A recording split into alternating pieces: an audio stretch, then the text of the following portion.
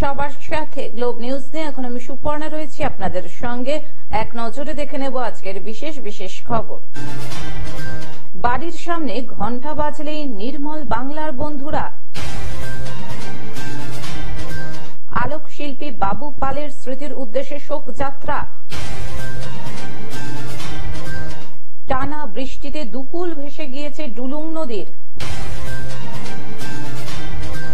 আরজিকর কাণ্ডের প্রতিবাদে অবরোধ। ক্যালকাটা জার্নালিস্টস ক্লাবের 46তম বর্ষপূর্তি উদযাপন। আরজিকর কাণ্ডের নির্যাতিতার বিচার চেয়ে মৌন মিছিল।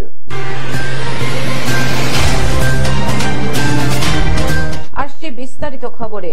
বাড়ির সামনে ঘণ্টা বাজলেই নির্মল বাংলার বন্ধুরা। বর্জ্য পদার্থ থেকে তৈরি হচ্ছে ধূপ, আবির, পুজোর সামগ্রী।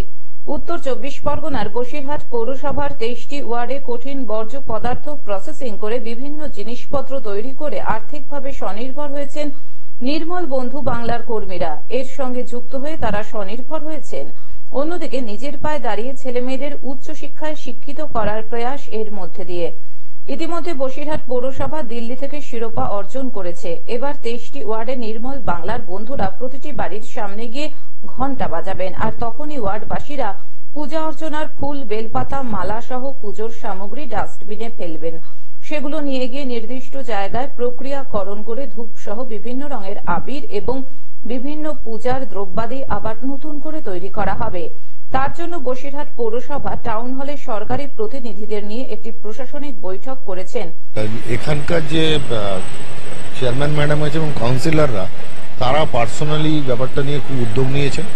ফলে গত 3 বছর ধরে আমরা যে কাজটা শুভ সূচনা করেছিলাম তার থেকে ধীরে ধীরে এটা আরো অনেক ভালো জায়গায় যাচ্ছে। এবং আজকে আমরা গার্বেজ ক্লিনিক বলে একটা সংস্থা, তাদের সাথে বসিরহাট মিউনিসিপ্যালিটি টাই আপ করলাম। আমাদের পশ্চিমবঙ্গ সরকার এই অনুমতিটা দিয়েছে এই টাই আপ করার জন্য, অর্থ দপ্তর বলেছেন। ফলে আমরা এদেরকে নলেজ পার্টনার হিসেবে সাপোর্টটা দেবে।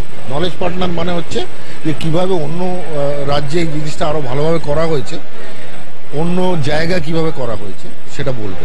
সেখানে রূপরেখা তৈরি হয়েছে।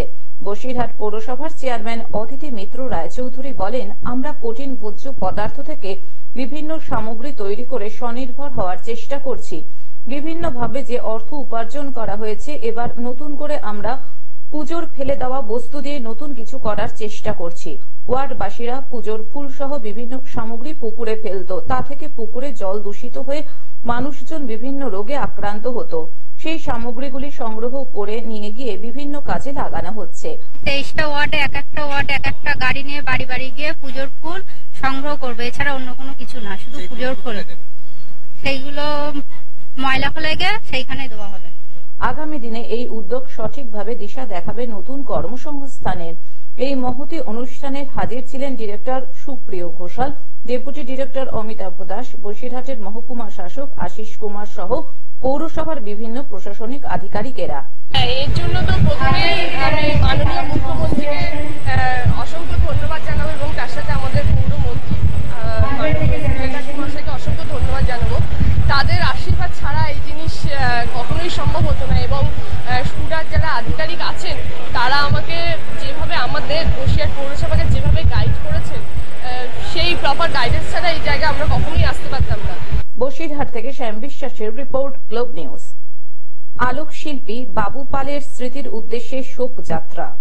হুগলির চন্দননগরের বিখ্যাত আলোক শিল্পী প্রয়াত বাবু পালের স্মৃতির উদ্দেশ্যে তাকে শ্রদ্ধা জানাতে সন্ধ্যায় চন্দননগর লাইট ওনার অ্যাসোসিয়েশনের পক্ষ থেকে একটি শোক যাত্রা বের করা হয় চন্দননগর জুড়ে।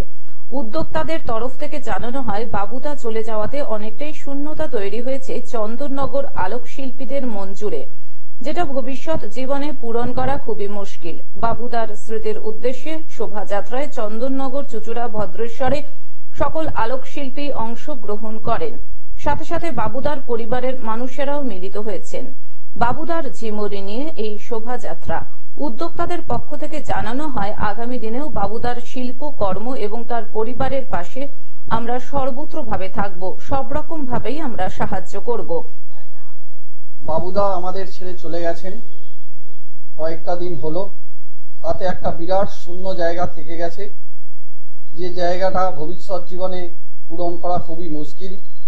কিন্তু তার শোক আমরা পালন করার জন্যে আমরা সবাই মিলে ঠিক করেছি একটা শোভাযাত্রা, শোক র্যালি, শোক সভা, মানে শোক শোভাযাত্রা একটা করার প্রস্তাব সবাই মিলে নিয়েছি এবং সেটা আজকে আমরা করতে চলেছি। যে শোভাযাত্রায় আমাদের সমস্ত ইলেকট্রিশিয়ান, চন্দননগর, চুচুড়া, আশেপাশের সমস্ত ইলেকট্রিশিয়ান, পদ্মেশ্বর এবং তাছাড়াও তাদের সাথে যুক্ত কিছু ব্যক্তি এবং বাবুদার পরিবারের লোকজন সবাইকে নিয়ে আমরা একটা শোভাযাত্রা করতে চলেছি এবং এই শোভাযাত্রায় আমরা বাবুদার জীবনীয় কিছুটা হালকা করে উল্লেখ করার চেষ্টা করেছি। এছাড়াও বাবুদার ছবি নিয়ে আমরা চন্দননগরের যে প্রসেশন রুট আছে সেই রুটটা পুরোটা ঘোরার কথা স্থির করেছি, আমরা করতে চলেছি। হুগলি থেকে কৌশিক ঘোষের রিপোর্ট, গ্লোব নিউজ।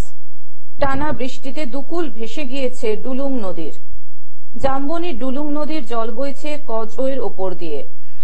বিচ্ছিন্ন চিল্কিগড় ও ঝাড়গ্রামের যোগাযোগ। টানা বৃষ্টিতে দুকুল ভেসে গিয়েছে ডুলুং নদীর, ফলে জলে ডুবে গিয়েছে পর্যটন কেন্দ্র। চিল্কিগড়ে ডুলুং নদীর উপরে থাকা কজয়, তার উপর দিয়ে প্রবল স্রোতে জল বইছে, আর তাতেই জেলার সদর শহর ঝাড়গ্রামের সঙ্গে বিচ্ছিন্ন হয়ে পড়েছে চিল্কিগড় ও জাম্বনী ব্লক। চিল্কিগড়ের সঙ্গে যেমন ঝাড়গ্রামের যোগাযোগ বিচ্ছিন্ন হয়েছে, তেমনি জাম্বনীর সঙ্গে চিল্কিগড়ের যোগাযোগও বিচ্ছিন্ন হয়ে পড়েছে। একটু বৃষ্টি হলেই জলে ভেসে যায় ডুলুং নদী, তার ফলে প্রতি বছরই নিয়ম করে বিচ্ছিন্ন হয়ে পড়ে চিল্কিগড়। কতটা সমস্যা হচ্ছে? সমস্যা একটু বেশি হয়ে যায়, জল হয়ে গেলে একটু বেশিটাই হয়ে যায়, নাহলে এমনিতে জল বাড়াই তো আর গাড়ি পেরোবে না। না না, জল বাড়ায় গাড়ি পেরোচ্ছে, হালকা হালকা পেরোচ্ছে, সব গাড়ি পেরোতে পারছে না।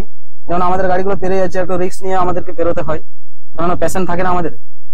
এরপরে তো আর জল বেড়ে গেলে তো আর গাড়ি পেরোবে না। না, এরপরে জল বেড়ে গেলে আর গাড়ি পেরোনো যাবে না, সেই ঘুরে ঘুরে যেতে হবে। অনেকটা ঘুরতে হয়, মোটামুটি 10-12 কিলোমিটার ঘুরতে হয়।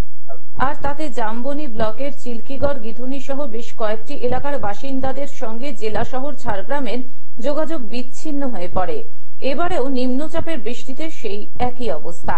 এই পরিস্থিতি এড়াতে চিল্কিগড়ের মানুষ নদীর উপর একটি স্থায়ী সেতু তৈরির দাবি জানিয়ে আসছে দীর্ঘদিন ধরে, কিন্তু তা না হওয়াতেই এই ভোগান্তি বলে তাদের অভিযোগ। জানা গিয়েছে 15 থেকে 20টি গ্রামের মধ্যে যোগাযোগ বিচ্ছিন্ন।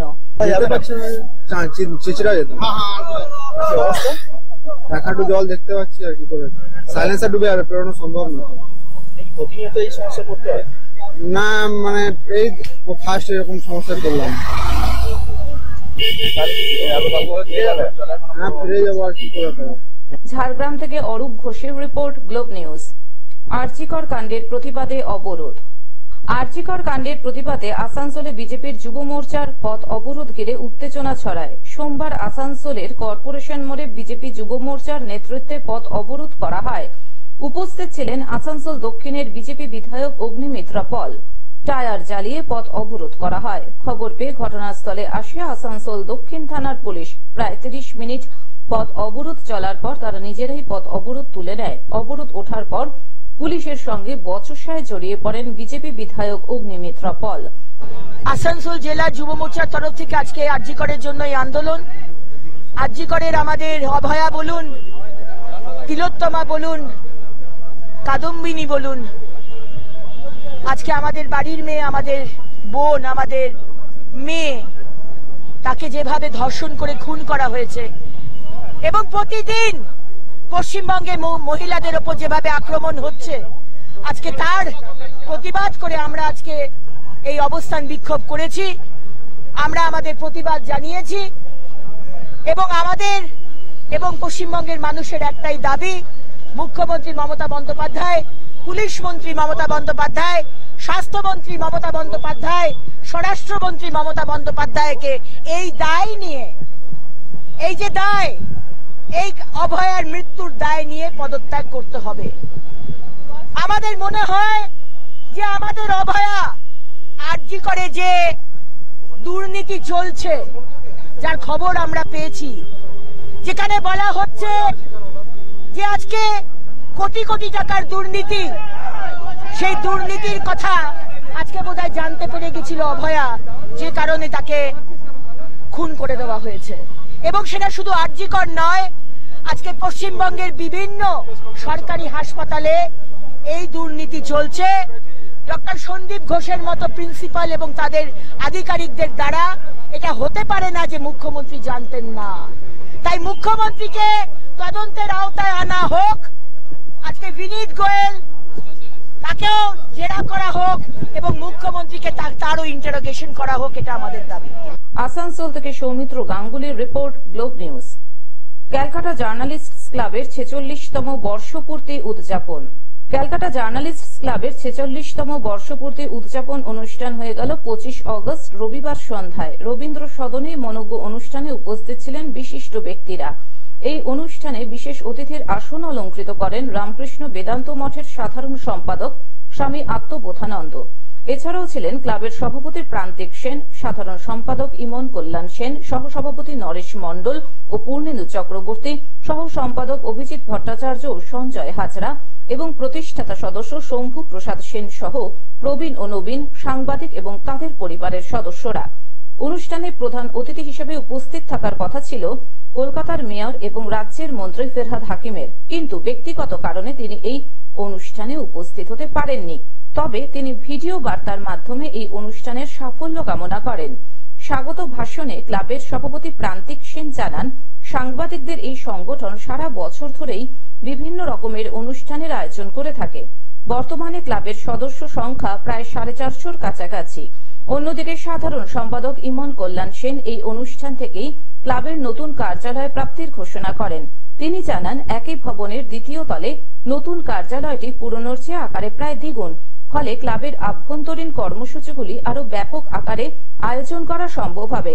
ক্লাবের লাইব্রেরিতে থাকা বইপত্রগুলি পড়ার সুযোগ মিলবে সাংবাদিকতায় আগ্রহীদের। পাশাপাশি ক্লাবের উদ্যোগে যে সাংবাদিকতার প্রশিক্ষণশালার আয়োজন করা হয় তাতেও অংশগ্রহণকারীর সংখ্যা সহজেই বাড়ানো যাবে। সর্বোপরি বর্তমানে 6 তলায় ওঠার, বিশেষ করে লিফট অকেজো হয়ে গেলে যে দুর্ভোগ পোহাতে হয় সেই সমস্যার নিরসন হবে। অনুষ্ঠানের দ্বিতীয় পর্যায়ে সঙ্গীত পরিবেশন করেন মনোময় ভট্টাচার্য। রবীন্দ্রসঙ্গীত, নজরুল গীতি সহ আধুনিক গান দিয়ে দর্শকদের আনন্দে ভরিয়ে রাখেন। সমগ্র অনুষ্ঠানটি সুচারুভাবে সঞ্চালনা করেন ক্লাবের কার্যকরী সমিতির সদস্যা নন্দিনী লাহা। আরজিকর কাণ্ডের নির্যাতিতার বিচার চেয়ে মৌন মিছিল।